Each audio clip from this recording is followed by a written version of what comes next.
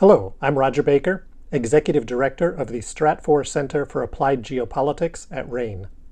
This podcast is brought to you by RANE Worldview, the premier digital publication for objective geopolitical intelligence and analysis. Find out how RANE can help you stay ahead of global events at ranenetwork.com.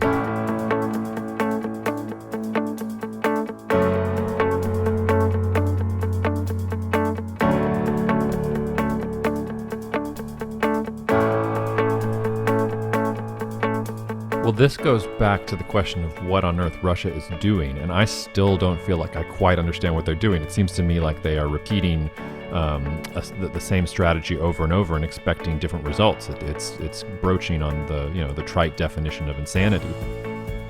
Welcome to Applied Geopolitics, the podcast series from the Stratfor Center for Applied Geopolitics at RANE. I'm your host, Rodger Baker. Earlier this year, there was a lot of concern that Europe was going to face a very cold winter without a lot of supplies of natural gas from Russia.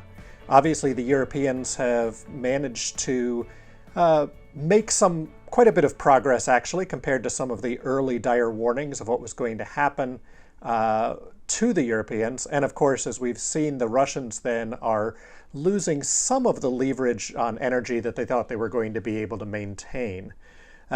This is important as we look at how long Europe is willing to support Ukraine and how that conflict may ultimately play out, but also in looking at the ways in which Europe holds together internally or whether there are internal stresses within the European Union. So I'm joined today by Jacob Shapiro, who I'd like to welcome back to this podcast. Jacob is a partner and the Director of Geopolitical Analysis at Cognitive Investments. Welcome back, Jacob. It's always good to be with you, Rodger. So, Jacob, as you're looking at Europe, the European gas situation and European energy situation, and I know that we saw early on there were some concerns clearly that Europe would have to adjust its political stance perhaps on Russia or Ukraine.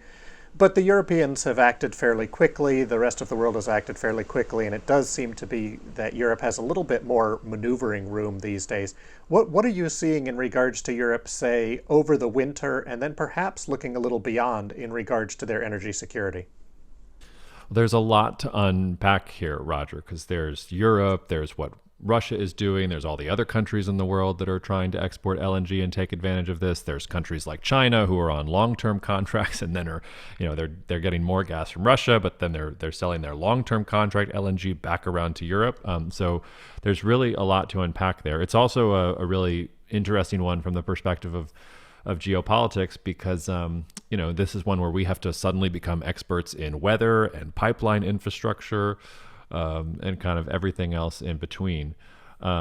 So I will say one thing is, and this was actually something I remember talking with you about many times, which is that it's felt a little lonely being more bullish on Europe than the rest of the world. And in some ways that's disconcerting because you feel kind of alone and everybody looks at you askance. But on the other hand, the times that I've usually been right in my career are the times when I was the only one saying something and then it becomes obvious 6 to 12 months down the road.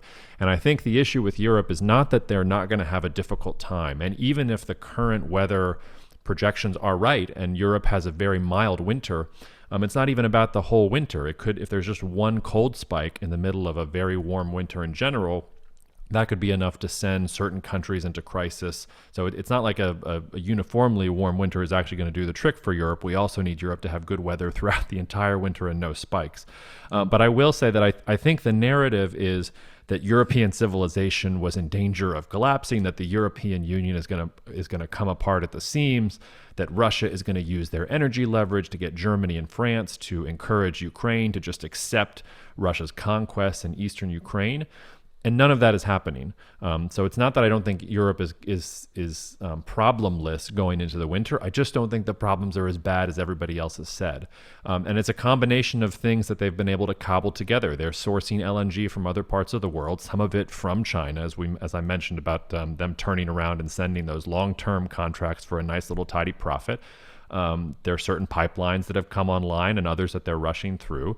The Germans and the Dutch are renting new floating LNG terminals. Some countries like Spain actually built good LNG capacity ahead of time. So when you start to put it together, most of the countries in Europe are probably going to be okay. The ones that are not are those Central and Eastern European ones that really bet 100% on Russian natural gas, and Germany can afford to source gas from other places. But countries like Slovakia, like the Czech Republic, like Hungary even, those are the key pressure points that I'm watching most closely because they have the least room for maneuver versus a France or a Germany or some other country. But that's kind of the general lay of the land. So maybe I'll pause and stop rambling there and we can dive into whatever aspects you want. Sure. I mean, as we look at that, as you note, Central Europe or Western Europe has a lot more room to pay, at least in the near term, to pay the higher costs and get them over this hump. Eastern Europe, or the frontier of Europe along that Russian frontier, a little less so. But there seems to be also within that a bit of a split between that southern eastern frontier and the northern eastern frontier. If we think about the Poles, if we think about the Baltic states, they've been cautioning and warning about this over-reliance or over-dependence on Russian energy for a very long time, and have at least been attempting to make some adjustments, whereas in that southern part of the European frontier, certainly not so much. Do we see stresses, or do you see stresses forming between those two parts of that forward bastion of Europe as it is up against Russia? Yeah, and I'll start by looking across the ocean before I answer that question directly, which is also the U.S. is intimately involved here. So when people bring up higher energy costs for Europe going into the winter, Europe's been paying higher energy costs relative to the United States for years now. And the United States is talking about exporting more of its LNG abroad to Europe and making up for the shortfall. So now you've got an interesting position where the U.S. can surge exports, but then you're raising prices in the United States, and then you don't have a geopolitical advantage of low energy prices there. So is that something that the United States is going to keep going on further? And I bring that up because you're talking about divides within Europe. There's also a potential for divides between the United States and between Europe as well, because there are different interests on both sides. The short answer to your question is yes, there's a ton of friction within Europe right now, and different countries have different interests.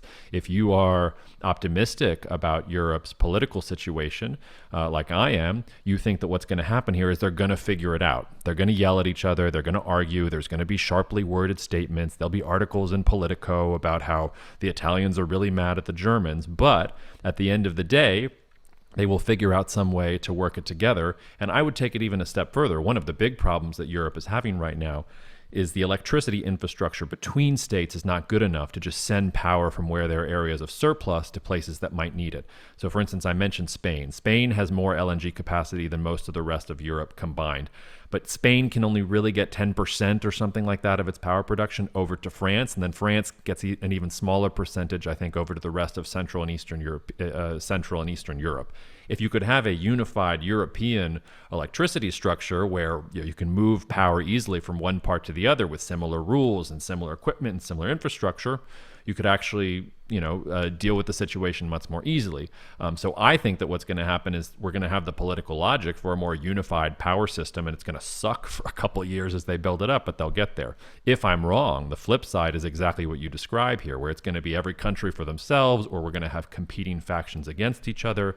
And the Spaniards are just going to say, screw the Germans, we're just going to get our LNG, we're not going to help anybody else.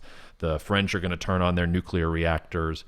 Countries in Eastern Europe will, they'll try to get coal, or they'll even turn to Russia and say, hey, is there some kind of accommodation we can have with you? So if that political will is not there and starts to come at the seams, that I think is also a very negative sign going forward for the European Union. So there's the winter itself, and then there's also how Europe responds to this crisis and what that tells us about the future of the European Union. It's rare you get such a clear litmus test for what the future of a bloc like Europe is going to be. And I'm expecting drama and pain and, bad growth figures and the whole like for the next couple months. But I'm expecting that Europe will be able to use this crisis to grow and have greater relative advantage in the future. And if not, we can watch the data and I can come back on and tell you that I was wrong.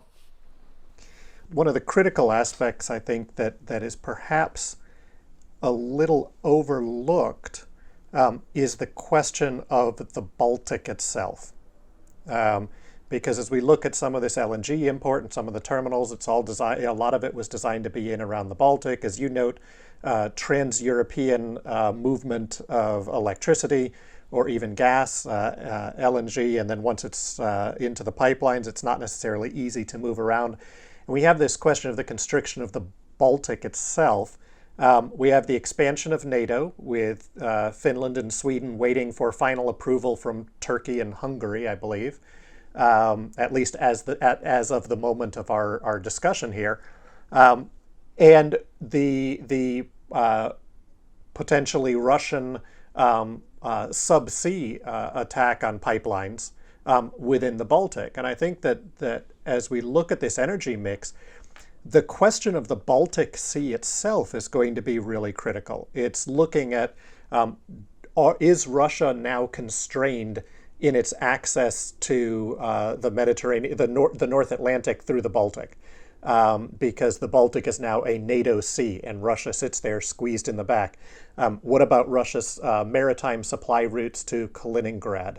And then as Russia, if that was Russia carrying out those subsea pipeline attacks, is Russia demonstrating maybe not just an ability to hit at subsea infrastructure, but also its ability to disrupt activity within the Baltic itself if it feels constrained within the Baltic? As you're looking at this, what are you looking at up in that northern frontier of Europe? Well, this goes back to the question of what on earth Russia is doing, and I still don't feel like I quite understand what they're doing. It seems to me like they are repeating the same strategy over and over and expecting different results. It's broaching on the trite definition of insanity. Like you mentioned Kaliningrad. Countries like Poland are looking at Kaliningrad and are starting to salivate. They're seeing that the Russians have had to withdraw a lot of their best troops and throw them into the meat grinder in Ukraine, and they're still getting their butts kicked. So why not go after a Kaliningrad? To your point, if it was Russia that was behind the sabotage of the pipelines, and I don't have a good answer on who it was, but I will say that Russia came out a couple weeks after the sabotage and said, hey, Germany, we can still get you some natural gas via Nord Stream 2. That's not normally the thing you do after someone sabotaged your pipelines. It's a little too overt in terms of the leverage that Russia was or the leverage that Russia's trying to use over Europe there. So it's just kind of, I don't quite understand what Russia's doing, but it does seem like Russia wants to do that. But the flip side of that, and I think this is a great point that you just made, their access to the Baltic Sea, it's already gone. And that's why they've been cozying up with Iran. And, Putin has been showing these maps about new trade corridors for Russia that are going to run through Iran and then out through the Persian Gulf and into the Indo-Pacific that way. It's why Russia's had to take Turkey much more seriously than maybe it ever wanted to, because if Turkey gets on the wrong side of Russia here, then they can close the Black Sea, and then Russia has that route that is kind of blocked to it. You mentioned the expansion of NATO. We might need to talk about the contraction of NATO too, because to your point, Turkey keeps gumming up the works for Finland and Sweden, and it doesn't appear to me that Turkey's on the same page as everybody else in the alliance. I don't know how much longer that works, but that's a different rabbit hole we can go down if you want. So no, I think you're right to point out the Baltic as a critical watch point, but all I see in the Baltic is evidence of Russia weakening and unable to really express its interest geopolitically, and to the extent that it is, it's just shooting itself in the foot. Do you see it differently? Am I missing something? Well, to me, I look and I say Russia recognizes, Russia has long focused on these critical access to maritime routes. And while we can talk about the Arctic and this new opening Arctic, it still doesn't necessarily give Russia the infrastructure doesn't necessarily connect to the Arctic to use the Arctic as their primary path to international trade or international security access or things of that sort. Yes, they floated their, giant submarine with the giant nuclear torpedo out, but it's not quite there. So Russia has long focused on finding ways to make sure these maritime routes are open. The Baltic is going to be critical for the Russians, and certainly they are constrained there, but I don't think that that makes St. Petersburg just go quietly into that good night. The same we see down, as you note, the Russians have seem to have somewhat taken a backseat to Turkey in the Caucasus, for example, perhaps in a way not to completely anger the Turks, so that they can keep that access to the Black Sea. The Russians allowed the Turks to help facilitate that grain deal with the Ukraine to keep access. So there is this maritime component to Russia. Russia's always been this land power that doesn't have great sea capabilities, but it's always been desperate to keep these access routes open. As you talked about the Iranian route, right? The Russians looking at that Central Asian route run down through the Caspian to Iran, out into the Persian Gulf and into India. I know they've done at least one test of that route to India. So that re-raises the old great game with the British and the fight over access to the Indian Ocean basin. But I think that Russia will be focusing on these areas even as they see these other constraints. And the question for me is, does Russia at some point have to concede certain areas of land power to make sure that they're not completely closed off to these maritime routes? And that's a question I'm not sure, because again, we go into the funding issue for Russia. How does Russia keep its economy going in the long run when a large component of that was, at least in the near term, based on oil and gas, and some of the key technology for accessing that oil and gas, particularly in the far north, is no longer available to the Russians due to European actions and American actions? Yeah, again, like so much to unpack there. I mean, you talked about the great game and going through the Persian Gulf. Like that might have sounded good 3 months ago, but Iran, like who knows if that regime is going to last another 6 months? I mean, suddenly we have protests there. You look all around Russia's different maritime routes, they're not the big power in whatever region that they have those maritime routes. So if Turkey is definitely building towards a moment that it can shut down the Black Sea and handle a conflict with Russia. They might not be ready for it quite yet, and they want to be pragmatic, but they're there. Russia's not going to be able to get out through the Baltic if NATO doesn't want it to get out through the Baltic.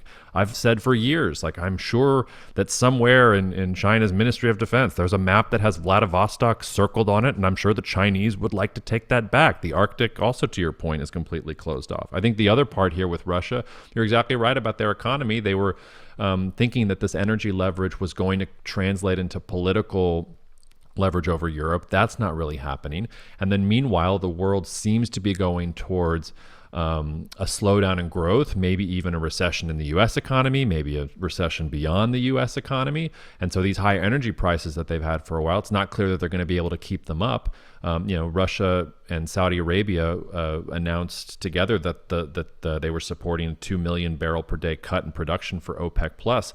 Oil's gone down since then, so we're lopping off 2 million barrels a day, and we can't even keep the price up at the current situation. So I'm getting more and more pessimistic about not just the future of the Russian economy, but the future of the Russian state. I've been, on my whiteboard, I have scenarios from, is this another 1917 Russian Revolution? Is this another era of warlordism where Russia breaks up and different countries pick off whatever territories they want?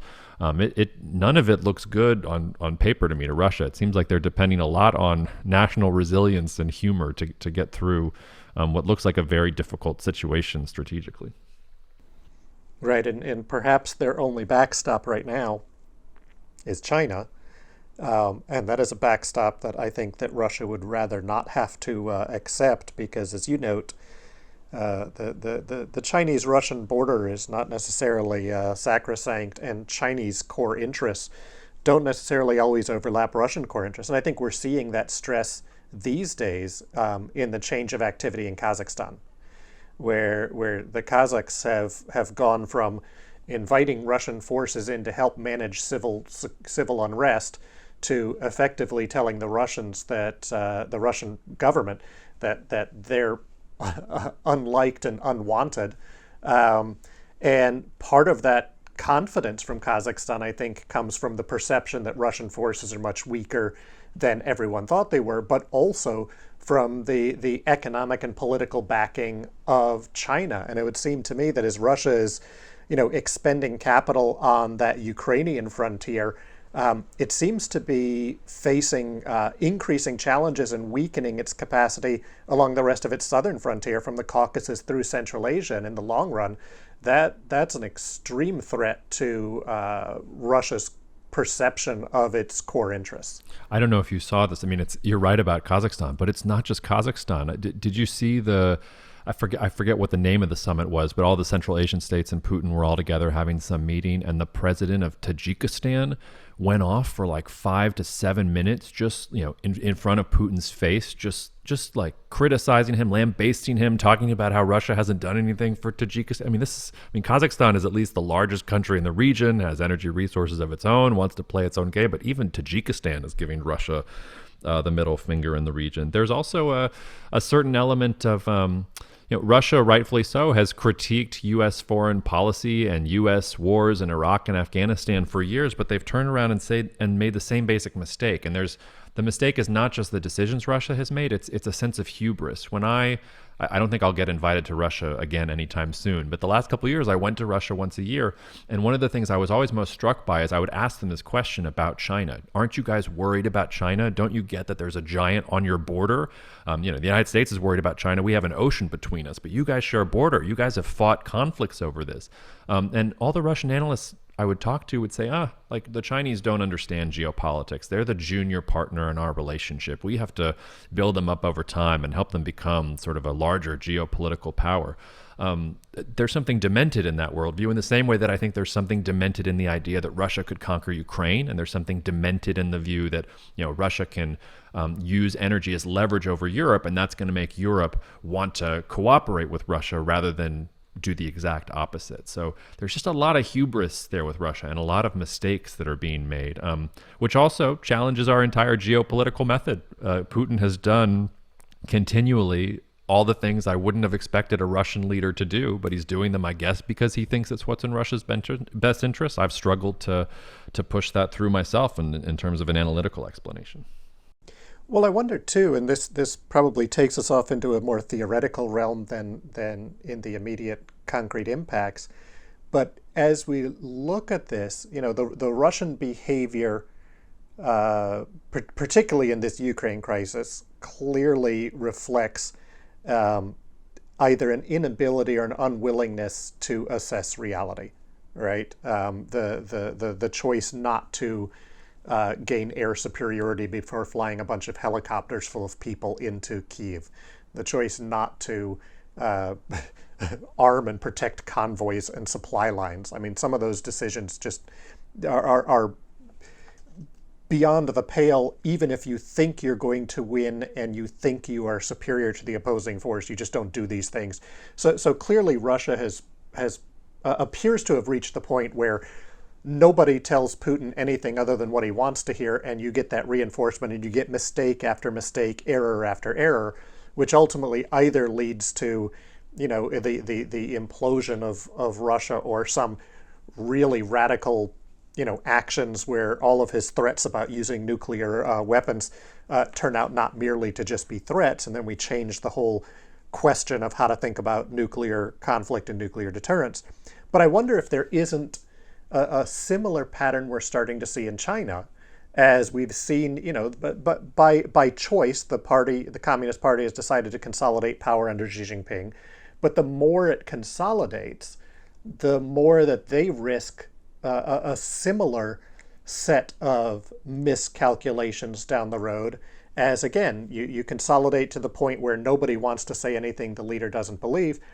And in the end, for both Russia and China, then, I guess the theoretical question is, they've been emphasizing that their style of government, that more, in the West we like to call it autocratic, whatever they want to call it, I believe they call themselves democracies, but that style of government is more stable, more socially stable internally, and more stable and long-term thinking internationally, whereas Western governments, the United States, the Europeans, are full of chaos. And in the day-to-day, we certainly see that political chaos in the West. But is it ultimately more resilient than these more autocratic regimes that seem to reach a certain point where, as you call it, hubris, starts to make them make miscalculations that they don't have the flexibility to recover from? You've probably thought more about China than I have, so I'm curious to get your take on what I'm about to say, which is that it seems to me that China, you're right that Xi Jinping is consolidating control.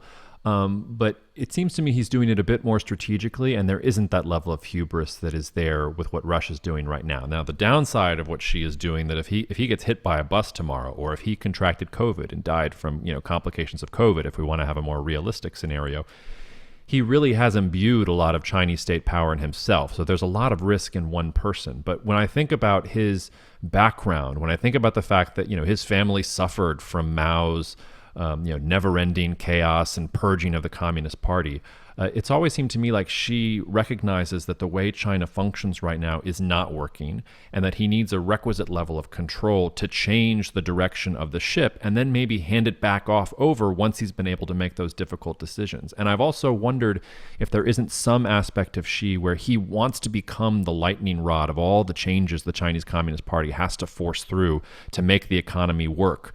In the current, because they've already gone through, all the low-hanging fruit from the export growth model, that's all gone. So they really have to fix the economy and do some major structural things and redistribute wealth. And I wonder if she's not only just taking control over everything, but also wants everyone to understand that the buck stops with him, and that when he goes away, maybe he can do a Deng Xiaoping type move, or he can pass power to a Deng Xiaoping after him, because he has fixed some of those structural problems, and he's trying to do it without all of the chaos that came with Mao. That's a very rosy interpretation of what he's doing. He might just be another autocrat who's trying to focus power on himself, but I don't see that. And a great example is, Russia has invaded Ukraine because they had high oil prices and they wanted to use their leverage now. What is Xi Jinping doing with his power right now? He's facing a real estate property crisis, and he's not taking out the credit stimulus bazooka. He had a major challenge with Nancy Pelosi going to Taiwan. Wasn't nearly as bad as me and plenty of other analysts thought. We thought we were staring at a fourth Taiwan Strait crisis. It's been pretty pedestrian. He seems to be focused on other things internally. So I don't see that hubris out of Xi Jinping. I see a more thoughtful, more cautious leader who is trying, I think, to make some changes and then hand off to a next generation. But I could be wrong. I mean, I'm reading tea leaves there. So tell me if you think, if I've convinced you at all that that's what's going on, or you really think he belongs in the same camp with Putin. I think it's always risky for Caesar to take power temporarily to fix problems and then assume that he will just give it up afterwards. And Putin didn't come in to create chaos in Russia, for example, right? He came in to fix Russia from its historic problems and to rebuild faith and trust in Russia. And there were periods of time in Putin's, 54 terms as president or premier or whatever he's been, where it did look like he had been bringing Russia back to that big power status, but not necessarily in a way that totally miscalculated the rest of the world. I mean, 2008, even 2014, if it weren't for the shoot down of the airliner, I think Russia would have come out much, much stronger out of the 2014 crisis. The Europeans wouldn't have been as willing to put the constraints on Russia as they were after the airliner incident. So yes, I agree with you. Xi Jinping came in to be that centralizing force, to be the one who takes the willingness to fix things that a consensus government couldn't. But over time, the problem is that everyone in the Chinese bureaucracy is judged effectively now on adherence to those core ideas rather than on creative and alternative thinking. And so we'll be watching really closely as this next era of the third term of Xi, and how does the Politburo work, and are we seeing any form of factionalism reforming? Are we seeing pushback, or are we seeing this constant constraint? And I think the place that we see it tactically is in the zero COVID policy, where clearly there are strong voices from lots of parts of the Chinese economy and political spectrum that are long done with zero COVID.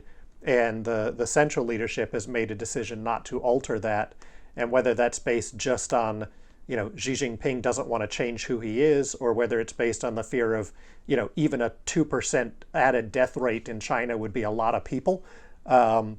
Clearly, there's some tension there, and we've seen it especially strong in Hong Kong's relation with China, which is something that Xi had tried to strengthen. Yeah, I think that's a great point. The zero COVID thing, though, I mean, I get where she's coming from with that. I mean, China is a country of mostly only children that respects its elders very well. They have a healthcare system that is not that great. They haven't been able to produce a vaccine that is particularly effective. To cut against the idea of Xi as authoritarian, you would think that if China was this autocracy that was as powerful and as centralized as everybody talks about, you would think that they'd be able to get vaccination rates even for their crappy vaccine up. They're not. I think it's like, what was it, 55, 60% of Chinese people over 65 or something like that have gotten the vaccine. That's not a particularly good rate. And one of the confusing things to me is I don't understand why China hasn't tried to go and get the vaccine from countries that are making it well. Like, I get that you don't want to swallow your pride here and get the vaccine from Pfizer or Moderna or whoever, but then you actually could kind of turn around and maybe reopen the economy. But this gets right to your point about creativity and innovation. For all the chaos we have in Western democracies, we turned around and we created the blueprint of a COVID vaccine. I think Moderna or Pfizer said they had it within a couple weeks after they'd sequenced the virus. And China doesn't have that innovation. They don't have that tech. They don't have the type of system that allows you to generate those types of things that are transformative. I saw a great example of this. I don't know if you probably are. I mean, there's a new Ebola outbreak in Uganda, and it's for an Ebola strain that we don't technically have a vaccine for. And last week, WHO said they were working with companies to start already experimenting with a vaccine that's going to go after like this Ebola virus. Like, that's, for all the crazy things happening in the West, we're at like this incredible time of biotech and things that we're doing to change how we interact with diseases and things that are going to threaten us. And China's just stuck. They haven't been able to get there at all. So there's a little bit in all of that about how China's strategy is not really working. It might look good on paper for Xi Jinping to push the paper, but when the rubber actually meets the road, it gets more difficult. But I know we're probably running up on time, Rodger, but I would just turn around and ask you, how did the transition then to Deng Xiaoping work in China? And do you think there are any lessons for China going forward? Because that's sort of an example, not where a Caesar gave power back, but where you did have a reformer who had sort of an iron will and controlled things, but then also let the system be creative and innovative and lead with growth for a while. Do you think there's any kind of turn for China from that regard? Or it's just, the world is deglobalizing, China's this enemy for a lot of different countries in the West, and that space has been closed, and that's why Xi has to double down? I think, we have to look at the difference in the time as well, right? So I'm a big fan of using historical analogy to study, but also of taking Ernest Armay's advice and being really cautious about which analogies I use, or whether I look at the analogies within the correct context. And if we think about the Deng era first, the Deng era emerges coming out of the total chaos of the final years of Mao and the Gang of Four and everything else. So it's a recovery moment. And second, it was a moment where China had recognized both its internal weakness and its international weakness. And that's why Deng comes out with his dictum of bide time, wait, right? Wait until we're strong and capable and then push ourselves out.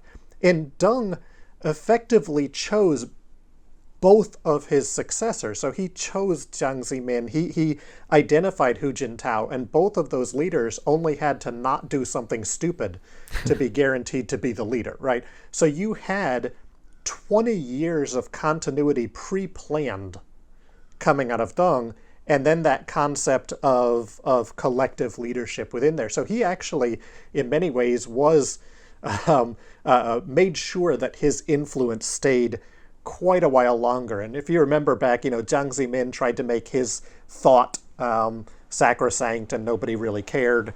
Hu Jintao did, just stayed quiet. And Xi Jinping is this first return of individualist leadership. And I don't think it's any coincidence that the other person who probably could have taken this role was Bo Xilai, and he also had that same super individualistic, charismatic component. But that gives us the big difference, right? Here we are. To me, the biggest difference is that China's economy is now entirely dependent on international connectivity, and it's large, and it's doing that massive transition, and so there isn't necessarily a logical space to go back to bide your time, quiet, collective self-defense. The challenge for China is that it's reached the point where it appears threatening to everybody, but it actually probably doesn't have the capability to fulfill those threats if it ever got pushed. The alternative to the way it's acting would be to try to, quote, bide its time again, but in that sense, I'm not sure that it can anymore, right? So do they have to have things like the spat at the consul general in Manchester and beating protesters in the streets in Britain? Probably they don't need to go to that extreme. It's not beneficial for them. But I do think that the context is such that it would be very hard to see that shift back to a quiet, internally focused China. And just as a percent of the global economy, I'm not sure how that happens. And then finally, the West has already made its decision to start to take direct action against the Chinese economy and against its technology and its future. And barring a massive change in Western politics, China now must defend against that. And I don't see China defending against that by giving up or capitulating. No, they can't, but we're all interconnected. I mean, the West has gone after China. I mean, I think those semiconductor restrictions that came out from the Biden administration recently really went right at the core of what the center of all of China's plans for economic rejuvenation are. It's also, I feel like it was just June or July that the Biden administration was tossing around the idea of actually lowering some of the tariffs on Chinese goods, the Trump era tariffs. It's amazing how far the Biden administration has come in the last couple of months versus trying to ease the trade issue to fix supply side issues for inflation to actually doubling down now on the trade war with China. And it's going to be a race between who has the IP and the innovative tech versus who actually makes the stuff and has the experience making the stuff for the last 20, 30 years. So the Chinese make the stuff, but it's designed in the United States. China's still dependent on European companies like ASML for certain parts of the semiconductor supply chain that would take them years to fix the situation. So we're all kind of stuck together, and now all the sides are kind of going one for each, or it's all everybody doing things for themselves. And to your point, like China, to get to that next stage of its economic growth, it has to ironically be the defender of globalization, like the economy that wants the world to globalize, even as we're getting protectionist, U.S. industrial policy and protectionist European policy. I think that's the one thing China has in its back pocket here. It can say, okay, if the West wants to self-segregate and they want to build walls between us and the rest of the world, fine, let's go out and let's be friends with Brazil and South Africa and India and anybody else that cares more about doing business and economic growth than about whatever the West is selling. But to your point, that's difficult when everybody's looking at China and thinking, are they going to take over the world? Are they going to take over Taiwan? What are their true intentions? And that's one thing that China doesn't have a lot of experience in: how to sell the Chinese story, how to sell China as the country that you want to be friends with, because the United States, its soft power has been there for a long time. So the Chinese need to stop making movies like Wolf Warrior and make movies about how China's going to make the desert bloom in Africa or something. That would be a good first step for them. Yeah, soft power is another topic. Well, Jacob, I think we've come to the end of our time. I do want to let's pencil in sometime in the future to go over future Russia scenarios, because it's well worth having that discussion. I know that there are already concerns that if Russia is, quote, pushed too far, or if Russia collapses, the dissolution of the Soviet Union was a relatively peaceful process that managed the effective distribution of Soviet nuclear weaponry. It's not clear a dissolution would be as managed and peaceful this time around. And there are huge questions about nuclear arsenals, not just about the future economy of Russia. So definitely something for us to come back and talk about at a future time. Yeah, anytime you want. Can you imagine Kadyrov with nuclear weapons? I'm gonna stay up tonight just thinking about that. Jeez. Well, anyway, thanks for being here. Always good to be with you, Rodger. Talk to you soon. And thanks for listening. We've been talking today with Jacob Shapiro, a partner and the Director of Geopolitical Analysis at Cognitive Investments. For more on how businesses and organizations can prepare for and adapt to geopolitical changes, visit ranenetwork.com and sign up for alerts and information from the Stratfor Center for Applied Geopolitics at RANE. That's RANE network.com. I'm Rodger Baker. Thanks for listening.